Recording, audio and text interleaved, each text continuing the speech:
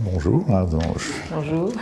Ce volume, paru donc très peu de temps, il y a un mois, bon, je dois dire que je ne l'ai pas encore personnellement lu. Par l'expérience, quand même, je connais un peu, et donc j'ai pu justement apprécier son contenu à travers les titres, les noms des gens, qui sont la plupart d'éminents collègues venus des 4 continents, aux États-Unis, Asie, Europe, bien sûr, et donc... Il y a même des gens venus d'Australie. Hein, et d'Australie, donc oui. des 4 continents, peut-être même d'Afrique. Non, Afrique, non, on n'a pas réussi. Et donc, voilà, bon, la première chose, alors j'ai quand même regardé, me survolé pas mal, et donc c'est un livre qui est donc une collection, un recueil d'articles, qui issu ou sorti d'une conférence qui a eu lieu donc il y a à peu près 4 ans ou 3 ans et demi, c'est-à-dire en 2018. Juin 2018, voilà, c'est ça, donc on y est presque. Donc est-ce que vous pouvez me dire comment comment s'articule, disons, ce volume avec la conférence initiale et en quoi donc il la reflète et en quoi les thématiques qui sont abordées reflète ce qui a été dit lors de la conférence et comment ça vous a inspiré pour créer cet ouvrage avec sa table des matières en 5 parties, etc. Et d'ailleurs aussi, par la même occasion, autre question, c'est évidemment le titre qui est intéressant. Est-ce que c'était le titre initial du colloque? Du colloque, oui, tout à fait. Oui. De la canonisation du rituel à la ritualisation de la société, quelque chose qui n'est pas évidente, je pense, pour, en tous les cas, quelqu'un qui n'est pas habitué aux études chinoises. Qu'est-ce que ça peut bien vouloir dire? Voilà.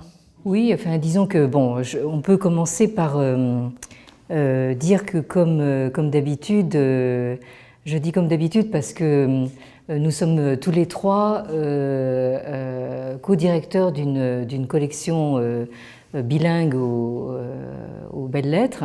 Et donc, enfin, nous sommes une espèce de trio institutionnellement constitué. Et moi, je dois dire que j'ai vraiment toujours grand plaisir de retrouver mes 2 compères en toute occasion. Et là, il se trouve que pour cette entreprise concernant le traité des rites, on aurait beaucoup aimé avoir la participation de Marc Kalinowski, directeur d'études à l'EPHE, dès le début, mais enfin Marc était occupé par ailleurs et donc d'une certaine manière sa présence ici aujourd'hui est une façon de nous rattraper en quelque sorte. Alors donc toute cette aventure a commencé de manière très empirique au Collège de France avec des séminaires de lecture de textes que nous avons lancés avec Stéphane Feuillat, qui est professeur d'études chinoises donc à l'université de Paris-Cité, c'est le nouveau nom, anciennement Paris 7, Paris Diderot. Et donc en 2014, nous avons commencé justement à nous intéresser à certains chapitres de ce grand compendium sur les rites qui se nomme Li Ji en chinois. Et d'année en année, nous avons abordé différents chapitres justement de ce compendium avec un certain nombre d'étudiants, de collègues, quelquefois des conférenciers invités, venant quelquefois de loin. Enfin, nous avons en particulier une collègue américaine que nous connaissons bien et qui a participé à ce volume. Et donc, au fil des années, en fait, c'est constitué ce projet d'élaborer un discours justement sur ce traité qui a été en fait assez largement oublié. Certes, certains de nos maîtres en sinologie, à commencer par le professeur Léon van der Merch, qui est décédé il y a peu de temps, a accordé beaucoup d'attention pendant sa carrière justement à ces compendia rituel, mais disons que c'est quelque chose qui n'a pas vraiment attiré beaucoup d'attention et ça nous a paru à la fois injustifié et injuste parce que nous avons là quand même quelque chose qui est tout à fait central en fait à la constitution à la fois de ce qu'on appelle la culture ritualiste chinoise et aussi de la culture politique et de la conception de la société en Chine impériale. Donc c'est cet ensemble de séminaires, de lectures de textes qui a abouti à l'organisation d'un gros colloque qui a eu lieu donc en juin 2018 au Collège de France sur 2 journées entières où on avait l'impression véritablement d'avoir le monde entier rassemblé. Il y avait des gens, comme Marc l'a dit, donc de Chine continentale, de Taïwan, d'Australie, des États-Unis, du Canada, partout. Et bien sûr, enfin, beaucoup de collègues français, européens, des Allemands, des Suisses, des Britanniques. Et donc, on peut dire que c'est un colloque qui a bien fonctionné parce que vraiment chacun venait avec un propos extrêmement concentré et en même temps très en phase avec les autres communications, ce qui fait que notre travail éditorial a été à la fois complexe mais en même temps aussi pas difficile. C'est un peu paradoxal de dire ça, c'est-à-dire qu'on a beaucoup discuté justement de l'organisation, de la réorganisation des communications du colloque pour la confection de l'ouvrage, mais en fait chaque fois qu'on aboutissait à une hypothèse d'organisation, c'était toujours, il y avait quelque chose de vraiment, vraiment intéressant. Et à la fin, on a abouti à quelque chose de vraiment très, très, très différent de ce qui s'est passé pendant ces deux journées, mais qui en même temps donne une idée assez juste enfin, de ce qui s'y est passé. Donc je vais peut-être passer la parole à Stéphane pour qu'il explique un petit peu comment on a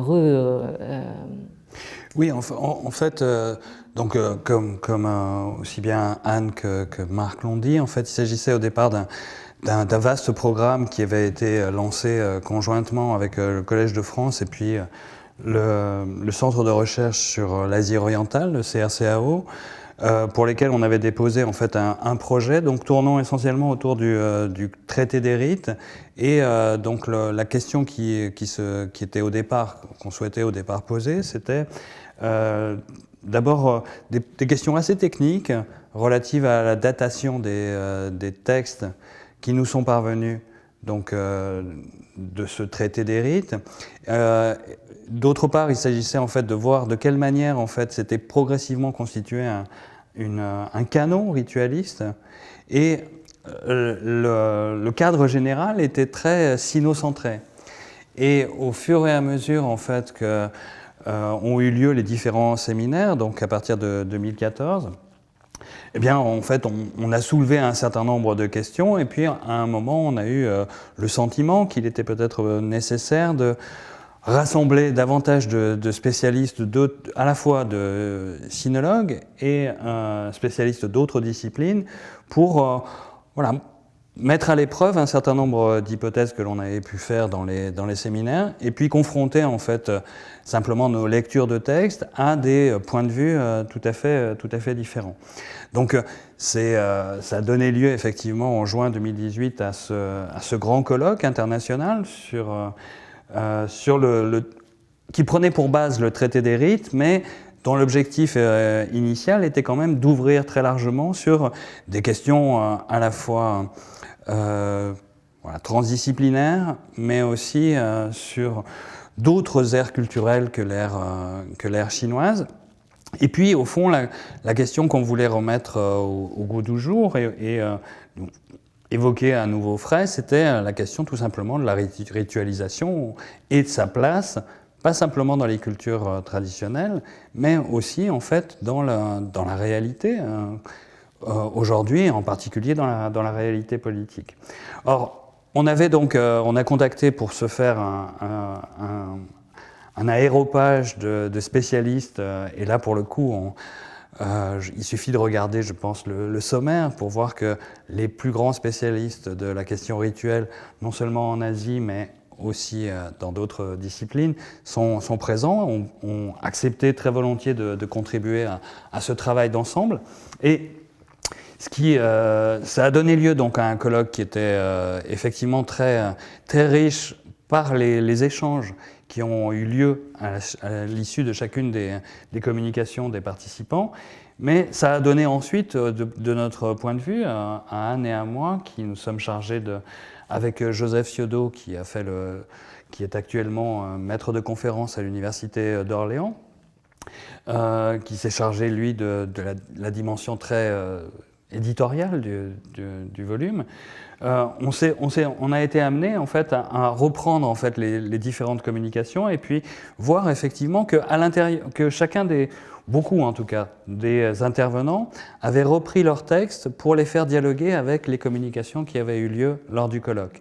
Alors c'est le cas particulièrement en fait du travail de Nicolas Standart, qui a travaillé donc sur la question de la querelle des rites, donc spécialiste de l'introduction du catholicisme en Chine, globalement jésuite de formation lui-même, et qui a travaillé particulièrement sur cette question-là, mais dont un certain nombre de travaux sont entrés en fait en résonance avec des travaux plus généraux de Michael Puett par exemple, ou de Michael Ying, qui avait été évoqué au sein du colloque. Donc ce qui nous a obligés effectivement à reformater un petit peu la structure du colloque qui était au fond assez simple et peut-être simpliste, puisqu'on ne disposait pas à l'époque en fait véritablement de communication, mais simplement d'abstract. Et au fond, on avait choisi en fait un plan de colloque qui était tout à fait simple, en grande partie historique, et on déroulait une sorte de chronologie du traité des rites jusqu'à, disons, la fin du 19e, du début donc, de la période pré-impériale jusqu'à la fin du 19e. Et puis on avait conçu une dernière après-midi pour le colloque qui tournait autour d'autres regards sur le rituel, aussi bien en Grèce ancienne qu'à Rome, ou dans des travaux plus contemporains comme ceux d'Erving Goffman aux États-Unis sur la ritualisation de la société et la place que joue le rite dans la société américaine, ou du moins l'importance que peut prendre une analyse rituelle de la société américaine. Donc on avait conçu un programme qui était un programme vaste, mais qui était globalement conçu comme un déroulé chronologique de la place du traité des rites dans les cultures d'extrême Asie, donc chinoises essentiellement, mais aussi coréennes et japonaises, puis ensuite un regard extérieur. Or, il est apparu par exemple qu'un certain nombre d'articles entraient en résonance les uns avec les autres, lorsqu'on a ensuite demandé à l'issue du colloque les textes définitifs. Il est apparu qu'un certain nombre d'articles entraient en résonance les uns avec les autres et que d'autres articles, en revanche, faisaient apparaître que notre plan initial n'était plus du tout cohérent. Je pense essentiellement à la communication qu'avait faite François Masset, spécialiste donc de la culture japonaise et de l'époque d'Edo et auparavant. Et l'article de François Masset montrait très bien que, en fait, le rituel ou le traité des rites ne jouait quasiment aucun rôle dans la société japonaise de son époque. Donc, ça nous a permis en fait de basculer, de faire basculer son article, non pas dans un ensemble qui est finalement un ensemble assez conformiste qui serait les airs d'Extrême-Asie, mais au contraire de le faire basculer dans la partie sur le rituel dans d'autres sociétés que les sociétés chinoises ou directement influencées par la Chine, comme la Corée par exemple. Donc on a été amené comme ça à trouver un certain nombre de rapprochements et de cohérences qui n'apparaissaient pas a priori dans le colloque. Et alors ça nous a obligés effectivement à un travail de représentation générale, mais ça nous a permis en fait de dégager en fait plusieurs points, en particulier une première partie sur, disons en fait ce qu'on a appelé en fait le monde rituel, et qui s'intéresse davantage de manière théorique en fait à la notion de rite, à sa place et aux interprétations que l'on doit en donner dans un certain nombre de sociétés données. Donc aussi bien dans la Chine ancienne que dans la relation qu'ont pu entretenir les jésuites avec les pouvoirs chinois au XVIe, XVIIe siècle, mais aussi avec un article très intéressant de Céline Bonico, qui travaille à Grenoble, sur Erving Goffman. Donc on a un premier ensemble, disons, qui est un ensemble plus théorique, mais sur les différentes approches que l'on peut produire sur le rituel, tout en se basant en fait sur le fond chinois. Et puis ensuite, on a essayé de garder en partie le plan chronologique, hein, donc une première approche, une seconde approche donc sur le rite dans la période pré-impériale, puis ensuite le rite à partir de la dynastie des Han, donc, et essentiellement des Han postérieurs, donc des Han postérieurs jusqu'au la fin des 6 dynasties, c'est-à-dire en gros en fait au tournant de notre ère jusqu'au, disons, 7e siècle après Jésus-Christ.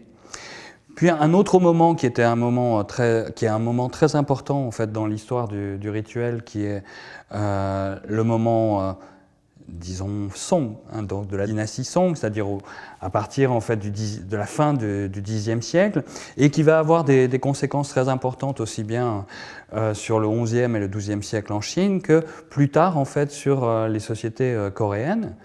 Donc à partir en fait surtout de la fin du XIVe siècle et au-delà, bien au-delà, jusqu'à donc l'ère Chosun.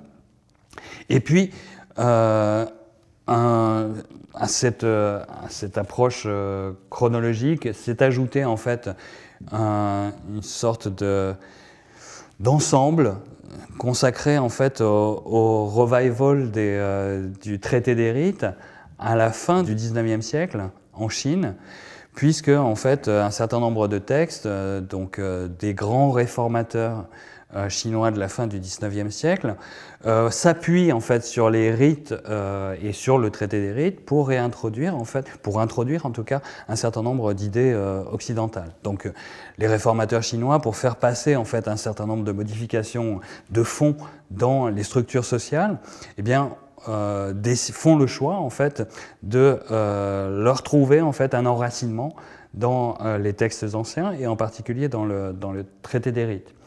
Et en définitive, on a terminé sur ce regard extérieur que l'on peut, alors qui comprend effectivement la Grèce, Rome et puis et le Japon. Et tu oublies l'Inde. Et l'Inde, védique. pardon, Oui. l'Inde védique aussi, Oui. qui apporte effectivement des études à la fois très très précises, mais qui entrent dans un certain nombre de questionnements qui globalement étaient ceux à la fois du colloque et puis ceux de beaucoup de textes qui nous sont parvenus à l'issue des communications sur, par exemple, la place que joue le sacrifice. Est-ce qu'on peut en fait résumer la pratique rituelle au modèle que constituent en fait les pratiques sacrificielles? Donc ça, c'est un aspect qui apparaît dans beaucoup de textes. Et puis l'autre aspect que montre en fait ce dernier ensemble sur des sociétés non chinoises, où c'est la question en fait de savoir si le rite a fondamentalement un rôle prescriptif, ou s'il est plus originellement en fait descriptif d'un certain nombre de pratiques. Bon, ça c'est une question assez importante en fait, parce que on a très largement tendance à considérer que le rite oblige à faire un certain nombre de choses. Et en fait, ce qui est apparu très largement au cours à la lecture des différents chapitres de ce volume, c'est que le rite est moins normatif que, disons, descriptif d'un certain nombre de pratiques, et qu'une des conditions essentielles en fait, de la pratique rituelle, c'est l'ajustement aux circonstances. Et donc, d'une certaine façon, en récusant le côté donc obligataire des textes rituels. Voilà ce que je peux dire en première analyse sur... Ah bah ouais, tu l'as bien décrit, et c'est bien l'impression qu'on a en parcourant, disons, le sommaire, la table des matières, mais aussi en feuilletant, disons, l'ouvrage. Et alors là, par exemple, bon, on est toujours frappé par, au Japon, justement, une présence des conduites rituelles ou ritualisées dans la société. La Chine, à côté, c'est des anarchistes. Donc c'est curieux de t'entendre dire que, d'après Massé, donc, en fait, le traité des rites n'avait aucune importance. Et oui, donc, mais justement, c'est quoi qui avait l'importance? Ce que dit Massé, c'est que en fait, c'est le traité des rites en tant que compendium textuel qui joue très peu de rôle en fait dans le Japon d'Edo. En revanche, il y a tout un protocole. Oui, c'est ça, oui. Donc, un protocole qui est existant, mais qui est autochtone. Protocolaire, voilà, qui a été, mais qui aurait été peut-être travaillé, formé à partir d'autres sources chinoises ou proprement japonaises. En tous les cas, c'est clair que toutes ces cérémonies, toute cette ritualisation, et on parlera tout à l'heure peut-être du rite, moi j'aimerais bien vous entendre sur cette notion de rite comme structure formelle qui ajoute quelque chose à une pratique, comme par exemple boire du thé. Pourquoi en faire un tel apparat, qu'est-ce qui donne, qu'est-ce que ça apporte de plus, d'un point de vue de sens, c'est conduite ritualisée. Donc parler de cette période des Han, que tu disais, à peu près le tournant donc de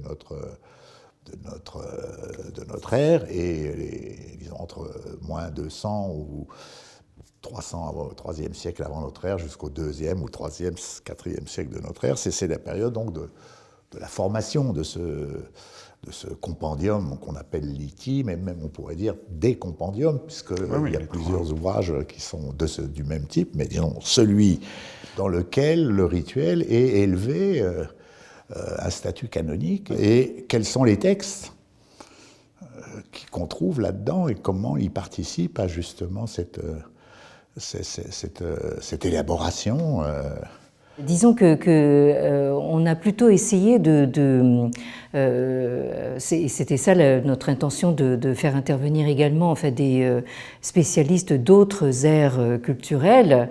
Et là, j'aimerais quand même citer leurs noms parce que vous excusez du peu. Enfin, je veux dire pour l'Inde védique, nous avons une présentation de Charles Malamud, enfin qui est un des plus grands spécialistes de l'Inde védique en France et je pense dans le monde. Et pour la Grèce, nous avions Vinciane Pirène-Delforge et pour la Rome antique John Scheid, qui sont deux collègues du Collège de France, donc vraiment, enfin, et qui ont vraiment tous très spontanément dit oui quand on leur a proposé cet exercice quand même qui les extrayait vraiment de très loin de leur zone de confort. Hein. Donc ça montre que justement que cette question des rites non seulement est une question universelle, mais qu'en plus, je crois qu'elle traverse aussi en fait des temporalités très très très différentes. Hein. Donc, au fond, ce qui est apparu surtout après la première phase éditoriale que nous avons assurée avec Stéphane et Joseph Ciodo, c'est que D'abord, les rites, on a toujours l'impression, enfin, vu d'une perspective qui est inévitablement la nôtre, c'est-à-dire une vision, une perspective assez chrétienne au fond, on s'aperçoit qu'en réalité, les rites n'ont pas un rapport nécessaire, immédiat, étroit avec ce que nous appellerions la religion. Déjà, ça c'était un premier point. Et un deuxième point, c'est justement ce que Michael Ing, qui est un des intervenants américains et qui est l'auteur d'un ouvrage important justement sur ce qu'il appelle les dysfonctionnements du rituel et comment dire, le rituel en tant que tragédie, en tant que dimension tragique. Tout ça, évidemment, ce sont des formulations très paradoxales, enfin, quand on pense au contexte chinois, parce que en général, quand on parle de culture chinoise, on ne pense pas à la tragédie. Enfin, la tragédie, c'est grec ou japonais, mais c'est pas chinois. Donc là, Michael Ing propose un qualificatif qui est très difficile à traduire en français. Il dit que le rituel a une dimension subjunctive. Alors le subjunctive, se trouve développé dans certaines autres communications qui sont devenues des articles. D'autres auteurs insiste beaucoup sur, comme beaucoup d'articles sont en anglais, le colloque était international, donc on a gardé les communications dans leur langue d'origine, donc beaucoup en anglais. Beaucoup d'auteurs parlent de la dimension du as if, c'est-à-dire du comme si. Alors ça se retrouve aussi bien chez Michael Puett, qui est professeur à Harvard, enfin qui a beaucoup travaillé justement sur cette question du rite, et chez par exemple Nicolas Standart, dont nous avons déjà parlé, lui-même jésuite de l'université de Louvain, qui lui parle justement de cette introduction de la notion de rite catholique en Chine, et qui lui aussi parle justement de cette question cruciale du as if, du comme si, qui est en fait une question tout à fait centrale à la fameuse querelle des rites. Parce que en réalité, voilà, enfin, les jésuites justement défendaient cette idée que les rites chinois, notamment en fait les rites de culte aux ancêtres, c'était du comme si. Et par conséquent, donc, ça pose la question de la croyance, c'est-à-dire que ça introduit l'idée qu'on fait comme si, mais sans que ça implique qu'on y croit vraiment. Parce que toute la querelle des rites tourne autour de cette question. Donc là, c'est cette dimension subjunctive. C'est quelque chose qui revient en fait dans pas mal en particulier dans la première partie. Exactement, oui, c'est ça. Hein. Et du coup, effectivement, en fait, ça implique la question justement. Ça, c'est une question qu'on nous a beaucoup posée de l'extérieur, hein, autant venant justement du monde grec, du monde romain, etc. Mais on nous a dit, mais pourquoi est-ce qu'en Chine, on a éprouvé le besoin de mettre ça, de consigner ça par écrit dans un compendium textuel. Parce que, en fait, Vinciane Pirène-Delforge explique que dans le monde grec, vous avez des règles qui sont connues de tous, mais qui ne sont pas forcément, en fait, qui ne se présentent pas sous forme de manuel ou sous forme de texte, quoi. Enfin, donc ça, c'était véritablement une question centrale qui est liée justement au statut soit prescriptif, soit descriptif des rites, enfin, qu'on a évoqué précédemment. Oui, en fait, le traité des rites, en fait, il fait partie en fait d'un ensemble de textes qui ont été canonisés effectivement sous la dynastie des Han, donc fin de sans doute du 1er siècle avant Jésus-Christ et début en fait systématisation au début du 2e siècle après. Donc il fait partie d'un ensemble de textes qui avaient été, selon la tradition, perdus. Donc il y a 3 grands textes ritualistes. qui constitue en fait aujourd'hui ce canon rituel. Et donc, un premier ensemble qui est un texte un peu à part et qui est encore par beaucoup de spécialistes considéré comme un apocryphe très tardif, qui est appelé le Zhou Li ou le Zhou Guan, c'est-à-dire en fait les rites de la dynastie des Zhou. Puis ensuite un ensemble qui traite de questions très, très détaillées du rituel, donc le rituel de mariage, les rituels de deuil, les rituels relatifs au tir à l'arc ou à certains jeux qui avaient cours dès la période des royaumes combattants. Ce texte est appelé donc le cérémonial ou le Yili en chinois. Et puis il y a cet ensemble de textes donc, du traité des rites qui est un ensemble très disparate qui finit par devenir, à partir de la dynastie des Song, le commentaire en fait, du cérémonial.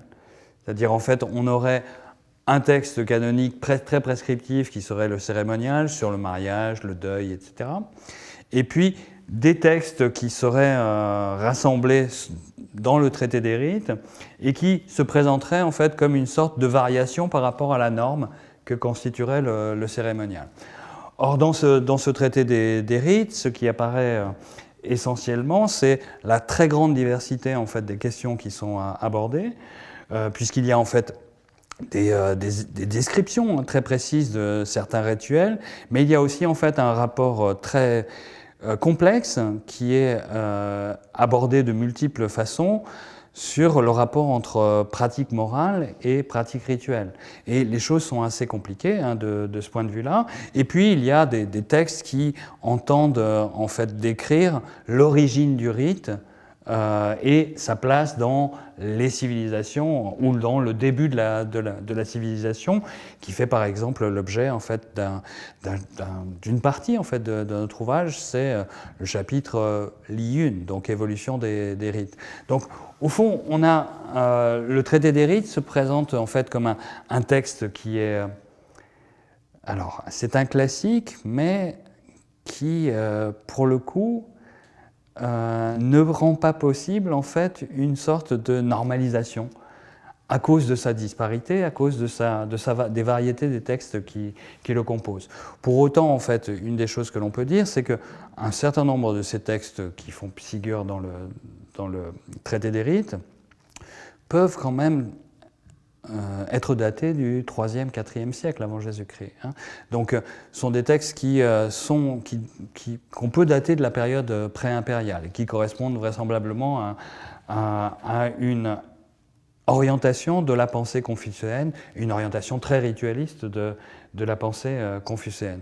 Et donc, en fait, la question, en fait, effectivement, si la question de la datation n'était pas notre objet à proprement parler, elle était intéressante à aborder dans la mesure où, en fait, on voit bien que, d'une certaine façon, la société chinoise, depuis le premier millénaire avant Jésus-Christ, s'est globalement conçue comme une société ritualiste.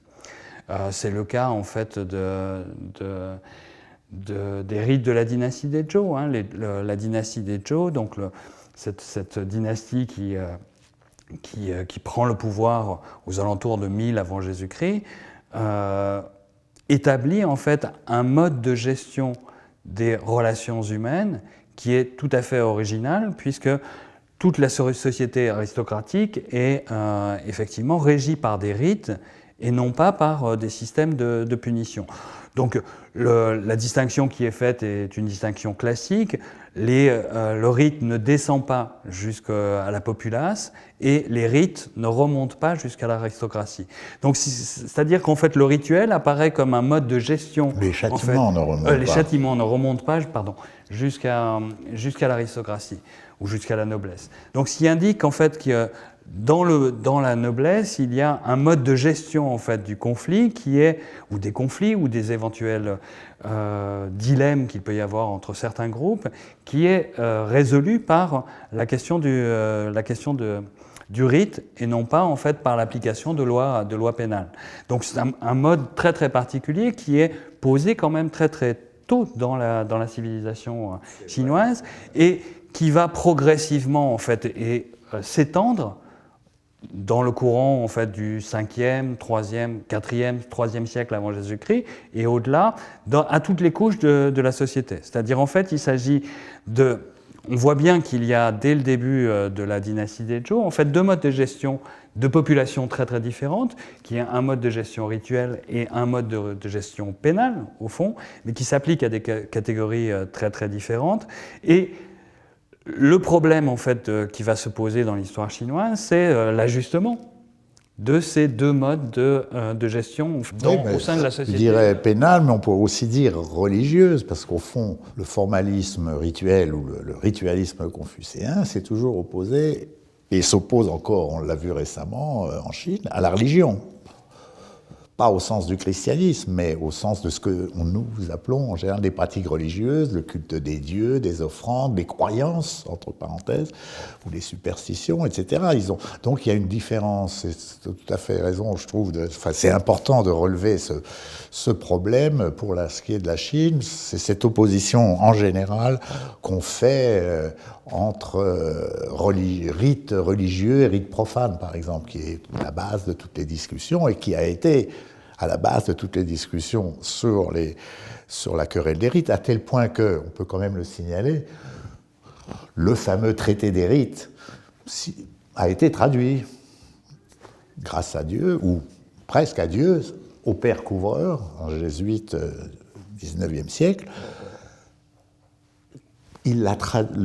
Mais son traité, on ne trouve pas une fois, c'est un traité, ça fait 6 volumes, le mot rituel, le mot rite n'existe pas, ne sont pas dans ce volume. Et le titre du volume, que nous avons tout à l'heure traduit par Li Ti, traité ou mémoire, disons Li, donc peut-être qu'on reviendra tout à l'heure sur ce mot Li, des rites, eh bien lui il traduit ça par mémoire sur les bienséances et les cérémonies. C'est-à-dire pas du tout, là, dans la dimension religieuse, disons, pour un chrétien, est complètement gommé. Alors c'est évidemment lié à un parti pris, mais c'est aussi la source de beaucoup d'incompréhension et beaucoup d'observateurs. Ce débat rite profane, d'ailleurs c'est un débat qui déborde la Chine. C'est dans quelle mesure un rite est religieux, où ça s'arrête, est-ce qu'il y a toujours quelque chose de religieux dans les rites, etc. Ce qui est central pour la structure de la société et qui fait que, je vais y venir, c'est les deux grandes dimensions du rite, ou du li, du rite en Chine, c'est la première dimension, c'est cette dimension politique, c'est-à-dire c'est le culte des ancêtres. Ce qui structure la royauté Zhou, c'est une sorte de féodalisme, mais de féodalisme ritualisé, dans lequel les relations familiales, c'est-à-dire le culte des ancêtres, le culte des morts, c'est ces cultes des morts qui structurent l'organisation de la société et qui ensuite déterminent les hiérarchies, le partage quand il y a des sacrifices, le partage des restes, etc., sont déterminants pour définir les positions, les statuts, etc. Et quand cette société lignagère ou cette composante structurelle du gouvernement, enfin de l'organisation sociale de cette royauté s'effondre vers le IVe siècle, comme tu le disais, et est remplacé progressivement par une sorte d'administration de fonctionnaires, basée soit sur le mérite, soit sur très souvent, c'est pas le mérite du tout, c'est la concussion. Enfin bon, ça devient une sorte d'administration qui se veut séculière d'une certaine manière. Bien que, comme l'a écrit Jean Lévy dans beaucoup d'articles, et dans son livre « Les fonctionnaires divins », il a bien montré que tout ça, que le fonctionnaire en Chine a cette dimension religieuse, notamment à cette époque des Han. Mais donc pour dire que à ce moment-là, les rites se sont désacralisé, c'est-à-dire il n'avait plus du tout, il n'était plus orienté, donc il n'y avait plus d'ambiguïté possible. C'était plus des rites adressés à des ancêtres, les ancêtres étant eux-mêmes divinisés, ce qui était le cas au début du premier millénaire. Mais c'était des rites qui structuraient la société, c'est-à-dire les membres vivants de la communauté humaine. Et c'est comme ça, peut-être, qu'on explique cette dimension, disons, sociale des rites. Donc ce n'est pas les rites profanes ou rites religieux en Chine, il me semble. C'est d'un côté ce qu'on pourrait appeler le rite social, au fond, le rite qui organise la société, le rite qui est identique ou synonyme à ce qu'on appelle les institutions, c'est-à-dire à la civilisation. Notre maître Zhao Zongyi disait que voilà, pour lui, le li, le rite, ce qu'on traduit par rite, c'est la civilisation elle-même. C'est-à-dire c'est l'ensemble des institutions, au sens matériel, mais aussi au sens immatériel du terme, qui constituent la cohésion d'un collectif humain à un certain moment de l'histoire et de son existence. Voilà. Et ça, c'est donc cette dimension, moi, que je trouve très importante. Et l'autre dimension, c'est la dimension morale. Et là, on peut faire appel, puisque tu l'as fait à Léon van der Merch, disparu malheureusement cette année, sur lequel nous avons usé nos jupes et nos pantalons pour faire genrer, mais qui a forgé, si vous voulez, les deux concepts principaux de ce problème du ritualisme confucéen. Il y a deux notions qu'il a mis en valeur. C'est le premier, il appelle ça la formalisation rituelle, c'est-à-dire le formalisme rituel. Pour lui, la société chinoise ou la culture chinoise est structurée autour de deux notions, c'est le rationalisme divinatoire, et qu'on laissera de côté aujourd'hui, et le formalisme rituel. Peu importe à qui on s'adresse, peu importe le type de sacrifice ou de type de cérémonie qu'on fait, c'est la forme qui est essentielle, c'est-à-dire le geste. Il y a aussi le problème du corps. Par exemple, ce mot, ce caractère, en chinois, on écrit avec des caractères, on appelle ça des idéogrammes si on veut. Mais par exemple, le mot li se compose de deux éléments. Un élément qui est un vase sacrificiel, un li, d'ailleurs ça donne aussi le son de ce caractère, et l'autre, ce qu'on appelle le radical, qui est le radical du rite. Et puis, il y en a un autre qui est souvent utilisé comme définition de ce caractère, qui s'écrit, au lieu d'avoir le radical du rite, c'est le radical de l'os ou de la colonne vertébrale. Et à ce moment-là, ça veut dire corps. Et je pense qu'il y a une dimension du corps qui est absolument essentielle dans cette notion de rite, c'est-à-dire c'est une pratique somatoforme, comme on dit aujourd'hui, c'est un mot à la mode. Ce sont des pratiques qui comprennent d'ailleurs des pratiques comme le tai chi chuan au niveau du corps, c'est-à-dire il y a une dimension de vide tout de même qui est là, c'est-à-dire c'est une coquille vide, on pratique des exercices qui sont censés avoir un effet sur le mental, sur l'état psychique de la personne. À côté de ça, la deuxième notion que van der Merch a mis en avant de manière très forte, c'est ce qu'il appelle l'intériorisation des valeurs morales, c'est-à-dire le sens des rites qui est, à mon avis, un complément absolument indispensable et inséparable de cette dimension sociale. S'il n'y avait que la dimension sociale, il n'y aurait pas, peut-être qu'on n'aurait jamais eu cette importance du ritualisme ou des rites dans la société chinoise, dans la civilisation chinoise, disons, dans la culture chinoise.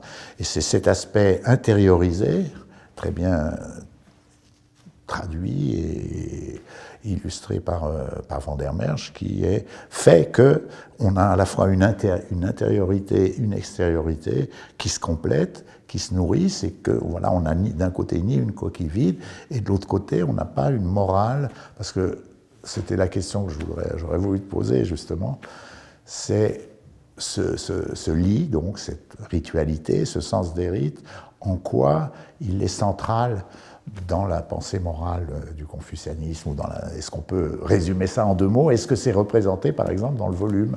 Est-ce que quelqu'un a traité de ça, par exemple, dans le Comme-si?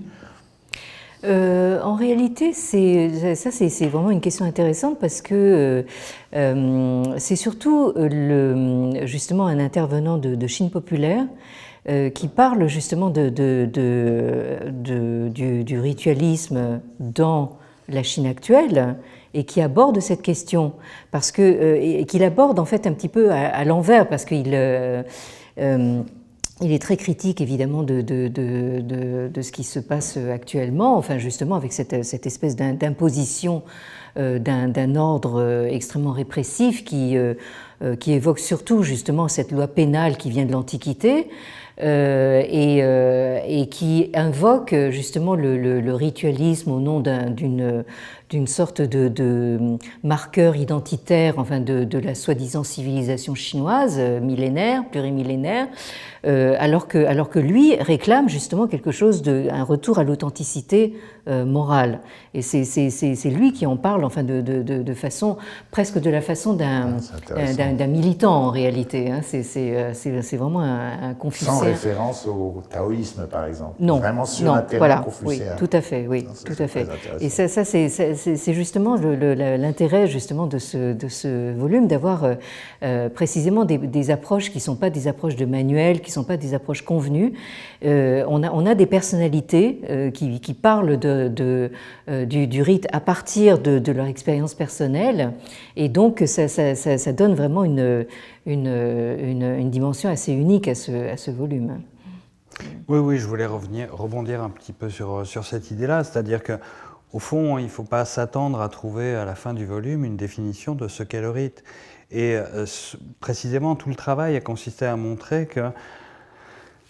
que le rite, précisément, est très très plastique et que si on ne peut pas, effectivement, dans les sociétés chinoises, par exemple, assimiler rite et religion, en fait, il y a aussi une dimension de sacralisation qui est absolument nécessaire. C'est ce que montre en particulier Yao Xinzhong. Si on veut ritualiser la société chinoise aujourd'hui, ça ne peut pas se faire de l'extérieur, mais ça doit s'articuler sur un certain nombre de valeurs qui sont des valeurs de fond, en particulier des valeurs d'authenticité, et dans la tradition chinoise, sur une authenticité avec l'ordre naturel, le ciel et la terre, hein, donc, par exemple. Donc rite et sacralisation, ça va quand même un peu ensemble, même si rite et religion ne vont pas véritablement ensemble.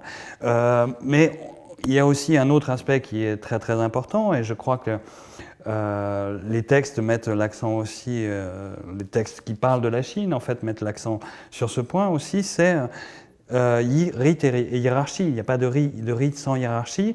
Et alors la hiérarchie a assez mauvaise presse chez nous, hein, donc tout ce qui est dans notre France républicaine. Oui. Dans notre France républicaine, oui, et puis tout ce qui est voilà, expression un peu donc directe de l'autorité sous forme hiérarchique est généralement récusée, et à mon sens à juste titre. Mais la hiérarchie chinoise ou la hiérarchie confucéenne, c'est sans doute un petit peu plus complexe que ce que nous identifions par hiérarchie. Et donc, en fait, le rite, c'est la prise en compte en fait, de la différence hiérarchique. Le fait que... Alors, la prise en compte de la différence hiérarchique, ça veut dire véritablement qu'il y a des pères, il y a des fils, il y a des époux, des épouses, et effectivement, les gens n'ont pas le même statut. Les gens n'ont pas le même statut, mais à l'intérieur de ces différences, il y a tout le jeu des singularités. Parce qu'il ne s'agit pas de dire que le fils doit se comporter systématiquement d'une manière codée vis-à-vis d'un père. Il doit se comporter rituellement de manière singulière vis-à-vis de son père, et non pas de n'importe quel père. De même, l'épouse doit se comporter d'une manière rituelle très spécifique vis-à-vis de son époux et pas de n'importe quel époux. Et donc, en fait, la prise en compte de la différence hiérarchique, c'est aussi la prise en compte de la singularité de la relation. Et c'est en particulier, sans doute pour l'une de ces raisons-là, que le sens intime du rite est privilégiée dans la pensée confucéenne. Parce qu'en fait, c'est une intériorisation de ces différences hiérarchiques qui sont pensées en Chine comme naturelles. Et après tout, si elles sont pensées simplement de cette manière-là, on n'a pas véritablement à rejeter ou à mettre de côté tout ce qui est associé à la hiérarchie. Donc il y a une dimension hiérarchique, il y a une dimension sacrée, et puis il y a une dimension aussi du fait que, au fond, dans la vie sociale, notre identité se détermine très largement par la multiplicité des rôles que l'on joue. Et le rite, c'est simplement cette prise en compte aussi là, de cette multiplicité des rôles que l'on joue dans la vie sociale. C'est-à-dire, en fait, ça permet une démultiplication des identités, puisque je ne suis pas le même quand je me comporte vis-à-vis de mon père, je ne suis pas le même quand je me comporte vis-à-vis d'un maître, ou je ne suis pas le même si je me comporte vis-à-vis de mon fils. Donc il y a une démultiplication en fait des rôles qui fait aussi en fait la cohésion sociale. Hein. C'est parce que chacun d'entre nous est amené d'une manière ou d'une autre à jouer plusieurs rôles qu'il peut avoir une place, ne serait-ce que temporaire, dans la société. C'est ça. Mais alors donc, à part cette dimension hiérarchique et de structuration, disons, des hiérarchies sociales et de la société en général, est-ce qu'il n'y a pas aussi une dimension, une fonction, disons, pratique du rite qui serait de contrôle des pulsions? Pour nous, souvent, des pulsions, des envies, souvent dans ces textes, dans le traité des rites d'ailleurs, il y a beaucoup d'allusions où justement les rites sont là pour freiner les appétits humains, les pulsions, et du coup pouvoir assurer, là on en revient à ton idée, pouvoir assurer la cohésion sociale et l'harmonie sociale, la notion d'harmonie sociale. Sans ça, c'est la violence ouverte. Il faut qu'il y ait des contraintes, disons, qui sont des contraintes d'ordre de comportementaliste, c'est-à-dire sur le corps, ou des manières de faire, des manières de parler, ou de s'adresser aux autres, qui mettent une sorte de barrière entre d'ordre hiérarchique, mais plus d'ordre hiérarchique. On ne va pas parler de gestes barrières. Oui, enfin, oui. En réalité, là, par exemple, spécifiquement dans le traité des rites, il y a de très très longs passages qui sont consacrés à justement, par exemple, le chagrin qui vous envahit quand on perd un être cher, enfin, je veux dire, l'émotion, oui, vraiment, le sentiment de perte, etc. Et ça se retrouve aussi dans les entretiens de Confucius, où Confucius pleure la mort de son plus jeune disciple, et ses autres disciples disent « Mais maître, mais enfin, calmez-vous, enfin, oui. » Mais là, effectivement, enfin, il y a vraiment presque une sorte de phénoménologie des émotions, et c'est pas exactement, je ne parlerai pas de contrainte ou de canalisation, c'est plutôt en fait une sorte d'autorégulation, en fait, parce que sinon, effectivement, les émotions peuvent être absolument destructrices, en fait. Je veux dire, même les émotions considérées comme positives, la joie, etc., ça peut être extrêmement destructeur. Enfin, donc du coup, ici, il y a un souci effectivement de préservation de la vie, hein, tout simplement. Donc, d'assentiment de type stoïcien. Mais le rite, en fait, crée une distance qui n'est pas une barrière, en fait. C'est ça le paradoxe du rite. Ça crée une distance qui crée du lien, au contraire. Voilà. C'est pour ça que je dis qu'il ne faut pas parler de gestes barrières, parce que c'est tout le contraire. Ça. Il me semble que le rapport du sens de l'humain, donc de l'altruisme, au sens des rites, c'est justement là que ça se joue. C'est-à-dire on garde une distance pour pouvoir mieux comprendre et communiquer avec autrui. Oui, c'est ça, oui. Et je pense que dans beaucoup de ces traités, les petits traités philosophiques qui sont compris, parce que donc dans ce traité des rites, bon, il y a toute cette partie plutôt proprement philosophique, et qui d'ailleurs ne parle pas nécessairement du mot lit, des rites, mais qui parle des vertus confucéennes et de la conduite du sage est toujours mis en avant. Alors, soit cette notion de la peine, parce que c'est lié au culte des ancêtres, c'est-à-dire l'expression de l'affliction, etc. Et de l'autre côté, l'épanouissement moral des individus dans leur rapport, dans leur relation, quoi. Il n'y a pas l'individu n'est pas seul. Jamais. Oui, bien sûr. Oui, peut-être juste un dernier point là-dessus. En fait, c'est aussi dans les textes qui sont présents dans le traité des rites, mais aussi, comme Anne vient de le dire, dans les entretiens de Confucius, en fait, le rituel, ça permet précisément en fait, l'expression de l'émotion. C'est-à-dire, et l'émotion qui est portée à son comble, d'une certaine façon. On voit Confucius pleurer, on voit aussi dans les traités des rites de nombreuses scènes où l'expression va même presque jusqu'à la folie ou à la démence. Et c'est très nettement noté dans les textes ritualistes.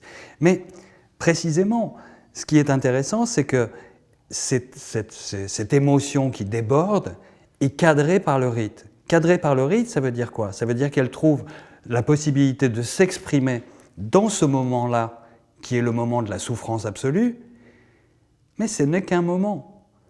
C'est-à-dire que je ressens de la souffrance au moment du deuil de mon père ou de ma mère, ça c'est très bien, je l'exprime de manière rituelle. Mais je ne suis pas que ça.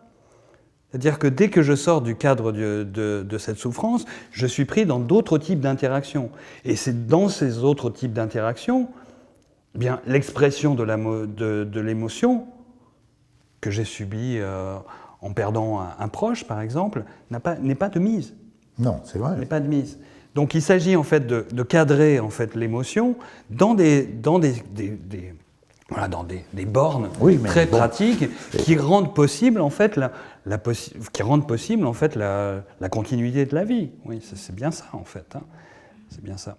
Oui, je crois qu'on pourrait encore dire énormément de choses sur les rites. Enfin bon, disons que ce volume a essayé justement de faire émerger un certain nombre de questions. Je crois que c'était pas du tout l'ambition impossible de toute façon à réaliser de ce volume, d'apporter des questions, mais d'apporter des réponses, mais en tout cas, disons, de soulever ces questions qui partent d'un compendium textuel de la Chine antique, mais qui, en réalité, et surtout en fait dans cette période de pandémie que nous vivons actuellement, en fait, prennent absolument tout leur sens. Je crois que nous avons cette énorme difficulté à vivre cette situation de fortes contraintes, de perte de liberté, de nos mouvements dus à la pandémie, et qui nous font sentir justement en fait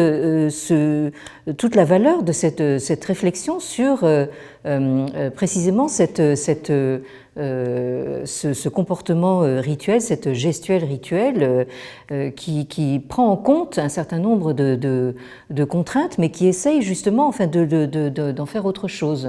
Je pense que c'est vraiment ça l'esprit des rites. Merci. Merci à la Fondation Hugo, à Madame Florence Terrasse et à toute l'équipe de tournage d'avoir permis justement cette conversation, en espérant donc qu'elle impliquera tous ceux qui voudront bien le regarder. Merci à vous.